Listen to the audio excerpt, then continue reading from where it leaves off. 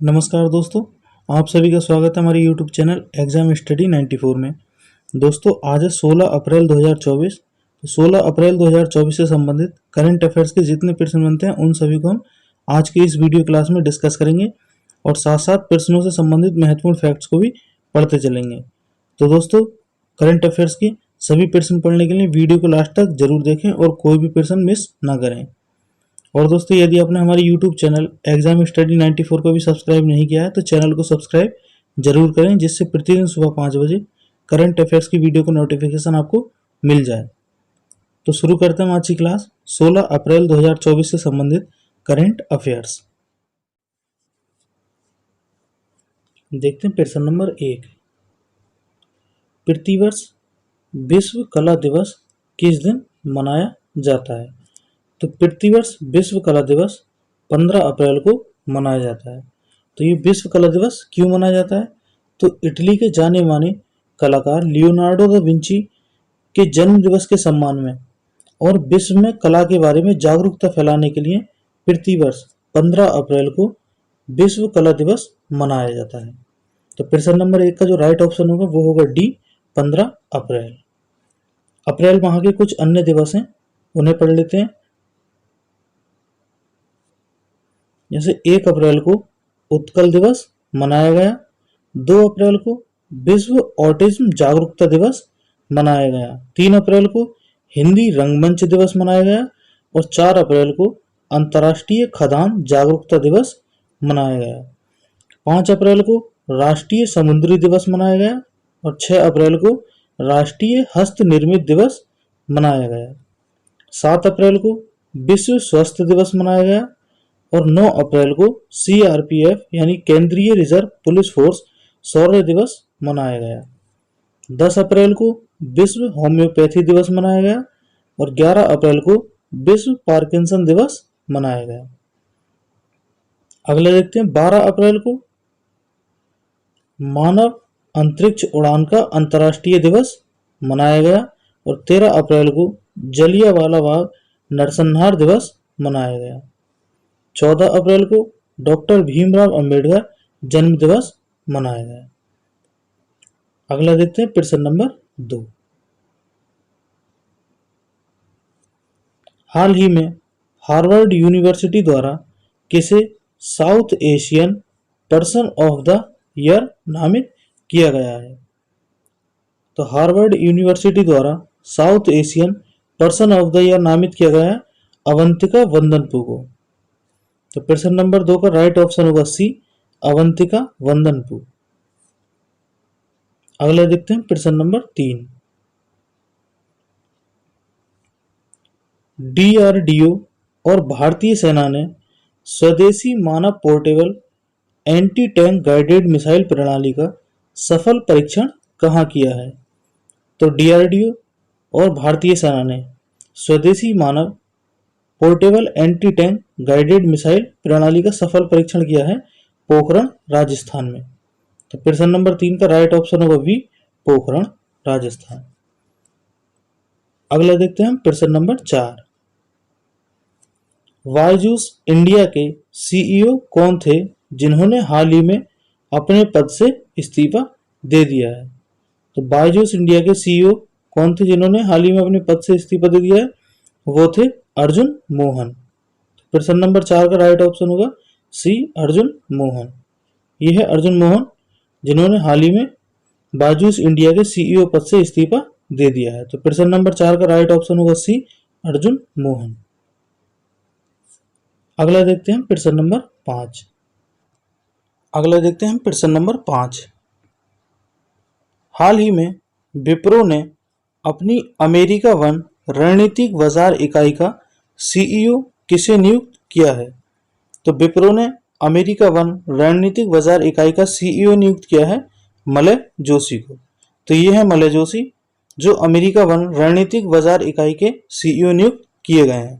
तो प्रश्न नंबर 5 का राइट ऑप्शन होगा सी, मलय जोशी। कुछ अन्य महत्वपूर्ण नियुक्तियां हैं, उन्हें भी पढ़ लेते हैं। जैसे किशोर मकवाना राष्ट्रीय अनुसूचित जाति आयोग के अध्यक्ष चुने गए और राहुल सिंह को केंद्रीय माध्यमिक शिक्षा बोर्ड का अध्यक्ष नियुक्त किया गया। निधि छिब्बर को नीति आयोग का सलाहकार नियुक्त किया गया और श्रीनिवास पल्लिया को विप्रो का सीईओ नियुक्त किया गया। साइमन हैरिस आयरलैंड के सबसे युवा प्रधानमंत्री चुने गए और वजरनी बेनेडिक्टसन को आइसलैंड का प्रधानमंत्री चुना गया। अगला देखते हैं, जस्टिस अनिरुद्ध बोस को राष्ट्रीय न्यायिक अकादमी के प्रमुख नियुक्त किया गया और वंदिता कौल को डाक विभाग का सचिव नियुक्त किया गया। अगला देखते हैं, राहुल सिंह को सीबीएसई का अध्यक्ष नियुक्त किया गया और दीपक मेहरोत्रा को आकाश एजुकेशन के एमडी और सीईओ पद पर नियुक्त किया गया। अगला देखते हैं, मनोज पांडा जो 16वें वित्त आयोग में पूर्णकालिक सदस्य नियुक्त किए गए। ये महत्वपूर्ण नियुक्तियां हैं जिन्हें हम कॉपी पर लिख के याद कर सकते हैं। अगला देखते हैं प्रश्न नंबर 6। हाल ही में भारत के किस संस्थान ने पानी में माइक्रोप्लास्टिक से निपटने के लिए हाइड्रोजेल विकसित किया है? तो भारत के किस संस्थान ने किया है?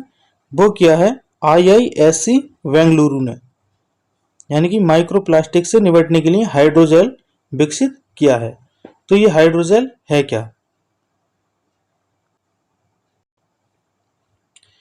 तो ये 3 परत वाला हाइड्रोजेल अल्ट्रावायलेट प्रकाश का उपयोग करता है, जिसमें चिटोसन, पॉलीविनाइल एल्कोहल और पॉलीएनिलीन शामिल होता है, जो जल में 90% तक अधिक माइक्रोप्लास्टिक को खोजने और उन्हें नष्ट करने में सक्षम होता है।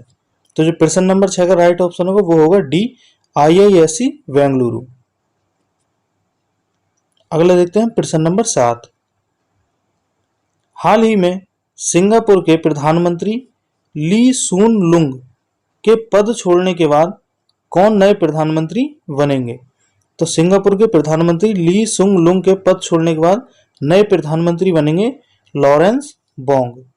तो प्रश्न नंबर 7 का राइट ऑप्शन होगा बी, लॉरेंस बोंग। अगला देखते हैं प्रश्न नंबर 8। हाल ही में एशियाई कुश्ती चैंपियनशिप 2024 में भारत की किस एथलीट ने रजत पदक जीता है? तो भारत की एथलीट है राधिका, जिन्होंने एशियाई कुश्ती चैंपियनशिप 2024 में रजत पदक जीता है। इनसे पहले रजत पदक उदित ने जीता था और कांस्य पदक 3 खिलाड़ी हैं, जिनमें शिवानी पवार, अभिमन्यु और विक्की, इन्होंने कांस्य पदक जीता था। इन सभी के पदक मिलाकर पदकों की संख्या हो जाती है 5। तो प्रश्न नंबर 8 का राइट ऑप्शन होगा डी, राधिका। एशियाई कुश्ती चैंपियनशिप का आयोजन कहां किया जा रहा है? ये किया जा रहा है किर्गिस्तान के बिश्केक में। अगला देखते हैं प्रश्न नंबर 9। हाल ही में T20 इंटरनेशनल क्रिकेट में सर्वाधिक छक्के लगाने वाले भारत के पहले क्रिकेटर कौन बने हैं?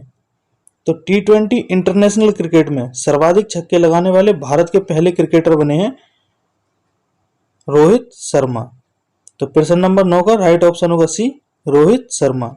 ये हैं रोहित शर्मा, जिन्होंने T20 इंटरनेशनल क्रिकेट में भारत की तरफ से, यानी कि भारत के सर्वाधिक छक्के लगाने वाले पहले क्रिकेटर बने हैं।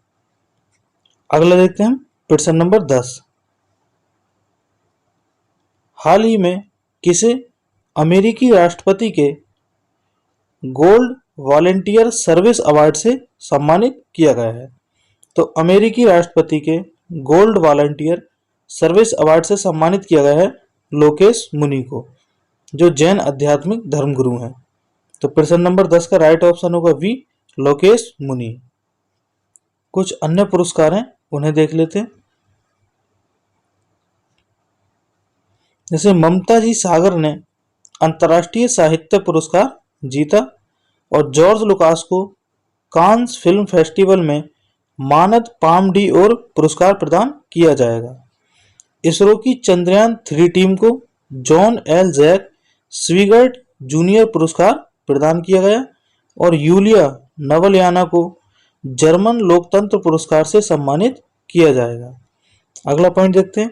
सचिन सालुंखे ने promising investor of the year पुरस्कार जीता और धाविका पीटी ऊषा को लाइफ टाइम अचीवमेंट पुरस्कार से सम्मानित किया गया। अगला पॉइंट देखते हैं, नीता अंबानी को मिस वर्ल्ड ह्यूमैनिटेरियन अवार्ड से सम्मानित किया गया और गायक शंकर महादेवन को ग्रैमी अवार्ड से सम्मानित किया गया। अगला पॉइंट देखते हैं, जगत गुरु रामभद्राचार्य और गुलजार को 58वां ज्ञानपीठ पुरस्कार से सम्मानित किया गया। अगला देखते हैं प्रश्न नंबर 11, हाल ही में T20 इंटरनेशनल क्रिकेट में किस खिलाड़ी ने एक ओवर में 6 छक्के लगाने का नया इतिहास बनाया है? तो यह नेपाल के दीपेंद्र सिंह एरी, जिन्होंने एक ओवर में 6 छक्के लगाने का नया इतिहास बनाया है। इन्होंने नेपाल क्रिकेट में वर्ष 2018 में डेब्यू किया था, यानी कि पहला मैच खेला था और इन्होंने 19वें एशियाई खेलों में T20 इंटरनेशनल क्रिकेट में सबसे तेज अर्धशतक लगाया था। और ये दीपेंद्र सिंह एरी जो हैं युवराज और पोलार्ड के बाद सूची में तीसरे स्थान पर आ गए हैं, जिन्होंने एक ओवर में 6 छक्के लगाने का इतिहास बनाया है। तो प्रश्न नंबर 11 का जो राइट ऑप्शन होगा वो होगा सी, दीपेंद्र सिंह एरी। अगला देखते हैं प्रश्न नंबर 12, आईसीसी पुरुष T20 विश्व कप 2024 की सह मेजबानी किस देश के द्वारा की जाएगी? तो आईसीसी पुरुष T20 विश्व कप 2024 की सह मेजबानी की जाएगी संयुक्त राज्य अमेरिका के द्वारा। तो प्रश्न नंबर 12 का राइट ऑप्शन होगा डी, संयुक्त राज्य अमेरिका के द्वारा। और कुछ मैच कहाँ खेले जाएंगे? वो खेले जाएंगे वेस्ट इंडीज में। तो प्रश्न नंबर 12 का जो राइट ऑप्शन होगा वो होगा डी, संयुक्त राज्य अमेरिका। अगला देखते हैं प्रश्न नंबर 13, हाल ही में ब्रिटिश अमेरिकी लेखक सलमान रुश्दी ने किस नाम से अपना संस्मरण जारी किया है? तो ब्रिटिश अमेरिकी लेखक हैं सलमान रुश्दी, जिन्होंने नाइफ नाम से अपना संस्मरण जारी किया है। तो प्रश्न नंबर 13 का राइट ऑप्शन होगा वी, नाइफ। अगला देखते हैं प्रश्न नंबर 14, ब्रिटेन विदेश विभाग ने किस देश को यात्रा के लिए बहुत खतरनाक देश माने जाने वाली सूची में शामिल किया है? तो ब्रिटेन विदेश विभाग ने पाकिस्तान को यात्रा के लिए बहुत खतरनाक देश माने जाने वाली सूची में शामिल किया है। तो प्रश्न नंबर 14 का राइट ऑप्शन होगा डी, पाकिस्तान। अगला देखते हैं प्रश्न नंबर 15, हाल ही में किसके द्वारा रामलला प्राण प्रतिष्ठा के उपलक्ष्य में 50 ग्राम रंगीन स्मारिका चांदी के सिक्के का अनावरण किया गया? तो 50 ग्राम के रंगीन स्मारिका चांदी के सिक्के का अनावरण किया गया केंद्र सरकार के द्वारा। तो यह है 50 ग्राम का रंगीन स्मारिका चांदी का सिक्का, जिसका अनावरण केंद्र सरकार के द्वारा किया गया। तो प्रश्न नंबर 15 का राइट ऑप्शन होगा बी, केंद्र सरकार। तो दोस्तों उम्मीद करता हूं करंट अफेयर्स के जो 15 प्रश्न है वो आपको पढ़ते हुए याद हो गए होंगे। तो दोस्तों वीडियो अच्छी लगे तो लाइक करें, ज़्यादा से ज़्यादा अपने फ्रेंड्स के पास शेयर करें और वीडियो के बारे में कमेंट बॉक्स में अपना रेस्पॉन्स जरूर दें।